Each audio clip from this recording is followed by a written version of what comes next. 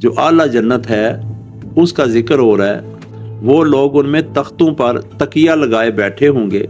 وہاں نہ وہ گرمی پائیں گے اور نہ سردی پائیں گے، اور میووں کے گچھے لٹک رہے ہوں گے، اور ان کے پاس پیارے پیارے بچے آئیں گے جو ہمیشہ ویسے ہی رہیں گے۔ جدھر نظر اٹھا کر دیکھے گا تجھے نعمتیں ہی نعمتیں نظر آئیں گے،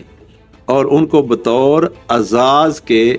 چاندی کے کنگن پہنائے جائیں گے، اور ان کا پروردگار ان کو پاکیزہ شربت پلائے گا جو قلب کو منور سے منور تر کر دے گا، اور ان جنتیوں کو وہاں ایسے جام پلائے جائیں گے جو اپنی لذت اور فرحت میں اپنی مثال آپ ہوگی۔